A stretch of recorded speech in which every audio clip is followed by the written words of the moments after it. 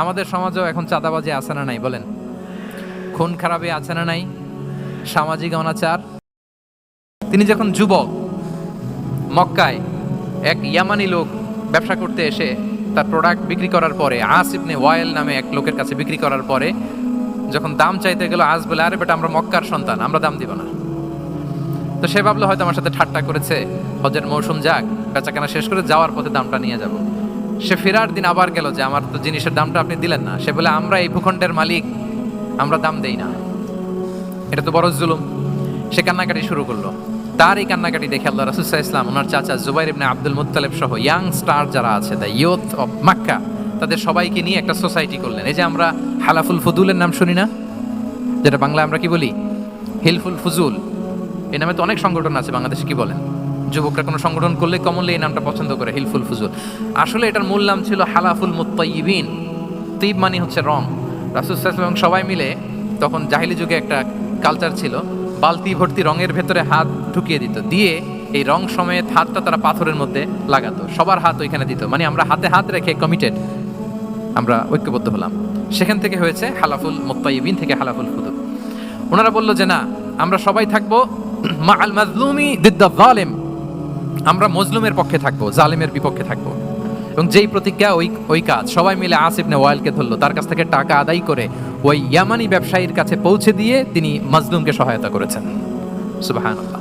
এবং এই টেন্ডেন্সি, এই জুলুম, চাঁদাবাজি যেগুলো ছিল মক্কার জমিনে, রাসূল সাল্লাল্লাহু আলাইহি ওয়াসাল্লাম এই সোশ্যাল রিফর্মের মাধ্যমে এটাকে সংস্কার করেছেন। তাহলে এই যে রিফর্ম সেন্ট্রিক আমাদের হইতে হবে। আমাদের সমাজেও এখন চাঁদাবাজি আছে না নাই বলেন? খুন খারাপি আছে না নাই? সামাজিক অনাচার। তাহলে ঐক্যবদ্ধ হইতে হবে আমাদেরকে রিফর্মের জন্য।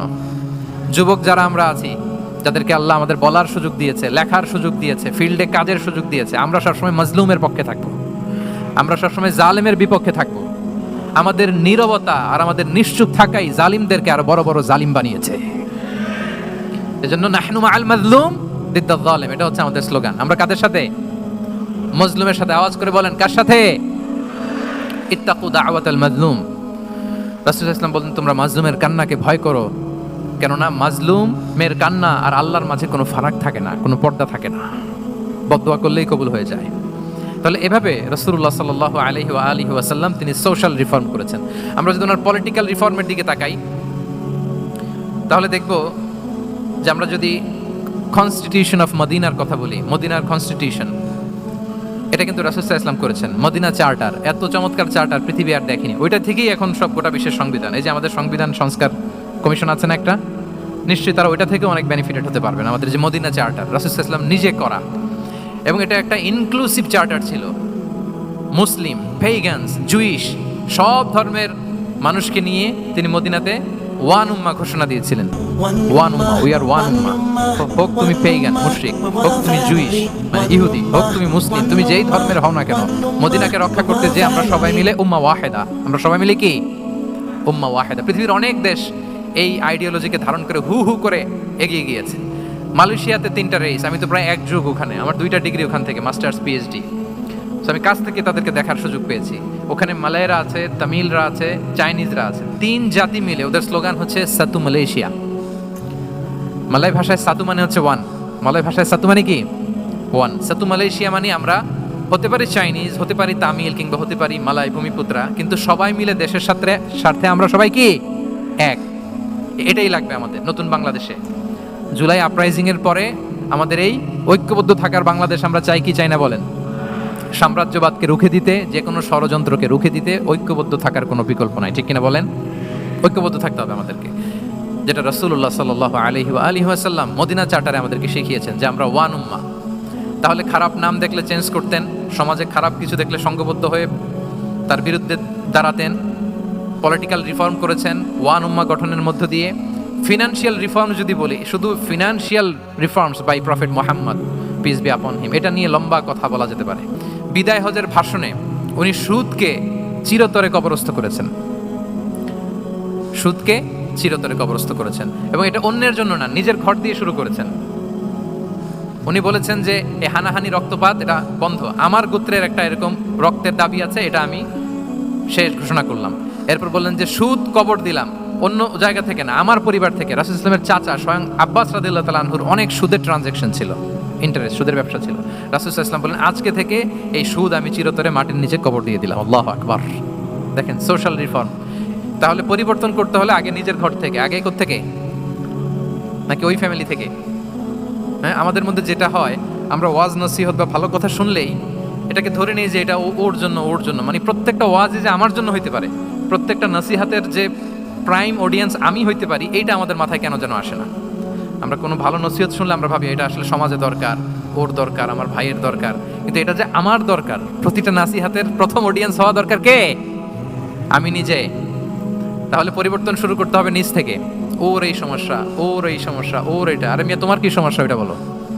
শুধু ওর ওর না দেখে নিজেরটাও দেখতে হবে। দেখেন, অন্যের দিকে এক আঙ্গুল দেখালে নিজের দিকে কয় আঙ্গুল যায় বলেন তো? এই যে নিজের দিকে কিন্তু তিনটা। আমি যদি এরকম করি তা আমার দিকে আসে তিনটা। এজন্য নিজ থেকে, নিজের ফ্যামিলি থেকে আমরা সংস্কার শুরু করব। কি বলেন?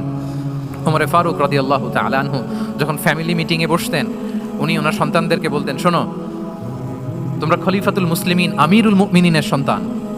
তোমাদের কোনো বাজে কাজ যদি সমাজে আসে, তোমাদের কোনো অন্যায় যদি আমার কানে আসে, অন্যের জন্য যা শাস্তি তোমাদের জন্য হবে ডবল শাস্তি। ওমরে ফারুক সন্তানদেরকে বলতেন, তোমরা যদি কোনো ভুল করো, একটা যদি হদ কায়েম করা লাগে এমন অন্যায় যদি করো, একটা হচ্ছে আল্লাহর দেয়া হদ, আর একটা হবে আমি উমরের দেয়া হদ। কারণ আমার মতো খলিফাতুল মুসলিমিনের সন্তান হয়ে পাপ তুমি কেন করলে? দেখেন অন্যের বাচ্চা কি করছে, অন্যের, আমাদের তো ওই মেয়েটার সমস্যা, ওনার ছেলের সমস্যা, এগুলো। আমার ছেলের যে কি অবস্থা, আমার পরিবারের যে কি হালাত, আমার স্ত্রীর যে কি দশা, ওইটা নিয়ে আমরা ভ্রুক্ষেপ করি না বা চিন্তা করি না। রিফর্ম সেন্ট্রিক মাইন্ডসেট, মানে রাসূল সাল্লাল্লাহু আলাইহি ওয়াসাল্লাম সংস্কারবাদী ছিলেন আর কি। ভুল ভাল দেখলে রিফর্ম করতেন, ইসলাহ করতেন, সংস্কার। এখন তো এই যে অনেকগুলো সংস্কার কমিটি হলো দেখলাম বাংলাদেশে, খুব সুন্দর, বিভিন্ন বিষয়ে সংস্কার হচ্ছে। এবং স্বাধীনতার পরে আমাদের বয়স তো আর বেশি না, মানে সব দলের লোকেরা মিলে একসাথে এরকম বসা, এরপর রাষ্ট্রীয় ইস্যু নিয়ে ডিসকাস করা, এরপর মাঝে মাঝে আবার ওয়ার্কআউট করা, আবার একটু মিষ্টি ঝগড়া করা, আবার একটু ফান করা, এই সব কিছুর মধ্য দিয়ে জাতির জন্য ভাবা, নতুন নতুন চিন্তা প্রণয়ন। That's very good, I do appreciate. এটা দরকার, এমন বাংলাদেশই তো আমরা চেয়েছিলাম, ঠিক কিনা বলেন? তো এই যে রিফর্ম হচ্ছে, এটা অ্যাপ্রিসিয়েবল। রাসূল সাল্লাল্লাহু আলাইহি ওয়াসাল্লামের কিন্তু এই রিফর্ম সেন্ট্রিক মাইন্ডসেট ছিল। অন্যায় দেখলে, ভুলভাল দেখলে, অসঙ্গতি দেখলে, ইনকনসিস্টেন্সি দেখলে শুধরে দিতেন। শুদ্ধাচার অভিযান চালিয়েছেন মক্কাতেও, মদিনাতেও, রিফর্ম করতেন। সব খারাপকে তিনি ভালো দিয়ে পরিবর্তন করে দিতেন। রাসূল সাল্লাল্লাহু আলাইহি ওয়াসাল্লামের একটা আদাত বা হ্যাবিট ছিল, তিনি কোনো ব্যক্তির বা কোনো স্থানের কোনো বাজে নাম বা খারাপ নাম দেখলে এটা ভালো নামে চেঞ্জ করে দিতেন। মক্কা থেকে মদিনা হিজরতের আগে মদিনার নাম ছিল ইয়াসরিব। কি ছিল? ইয়াসরিব মানে হচ্ছে প্রতিশোধ বা নিন্দা বা ক্ষোভ বা ভর্ৎসনা, সবগুলোই খুব বাজে মিনিং ডিনোট করে। রাসূল ইসলাম বললেন, আমি যেই শহরে হিজরত করব এই শহরের নাম ক্ষোভ, এই শহরের নাম হিংসা, এটা হইতে পারে? বলেন। রাহমাতাল লিল আলামিন, হ্যাঁ, mercy and peace for the entire universe করে যাকে আল্লাহ পাঠিয়েছেন, উনি যেই শহরে থাকবেন ওই শহরের নাম প্রতিশোধের শহর, এটা হবে? উনি শহরের নাম চেঞ্জ করে দিলেন। উনি শহরের নাম দিলেন মদিনাতুন নবী। কি দিলেন? মদিনাতুন নবী, অথবা তওবা, তয়্যিবা, চেঞ্জ করে দিলেন, পরিবর্তন করে দিলেন। এক এলাকায় যে বিষ্ণু ইসলাম দেখলেন যে গাছপালা হয় না, উনি বললেন মাসমু হাযিহিল আরদ, এই জায়গার নাম কি? সবাই বলে ইসমুহা গাদেরা। গাদেরা মানে হচ্ছে মাকান লা নাবাতা ফিহি ওয়ালা শাজার, এমন জায়গা যেখানে ঘাস লতাপাতা কিছুই জন্মায় না। রাসূল সাল্লাল্লাহু আলাইহি ওয়াসাল্লাম বললেন, এই জন্যই তো ঘাস জন্মায় না, নাম তো রাখছো খুব বাজে একটা নাম। রাসূল সাল্লাল্লাহু আলাইহি ওয়াসাল্লাম বললেন, আজ থেকে এলাকার নাম গাদেরা নয়, এই এলাকার নাম আজকে থেকে খাদেরা। কি নাম?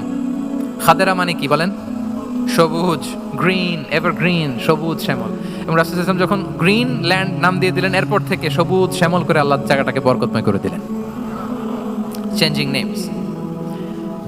এক সুন্দরী নারীকে বললেন মাসমুকি, কি নাম? বলে আসিয়া। আসিয়া মানে অবাধ্য। রাসূল সাল্লাল্লাহু আলাইহি ওয়াসাল্লাম বললেন, তুমি এত সুন্দরী, you are a beautiful lady, আর কি বাজে একটা নাম রেখেছো আসিয়া। তুমি আসিয়া কেন হবে? আজকে থেকে তোমার নাম জামিলা, মানে তুমি সুন্দরী, রূপবতী। সুবহানাল্লাহ, সুন্দর একটা নাম দিয়ে দিলেন। এক সাহাবীর নাম ছিল হাজান। হাজান মানে রাফ এন্ড টাফ, রুক্ষ। রাসূল সাল্লাল্লাহু আলাইহি ওয়াসাল্লাম বললেন, না হাজান না, তোমার নাম আজকে থেকে সাহাল। কি নাম? সাহাল। সাহাল মানে সহজ। উনি বলেন, যেদিন থেকে সাহাল রাখছি এর আগ পর্যন্ত নাকি ওনার অসুস্থতা, রোগ বালাই একটার পর একটা লেগেই থাকতো।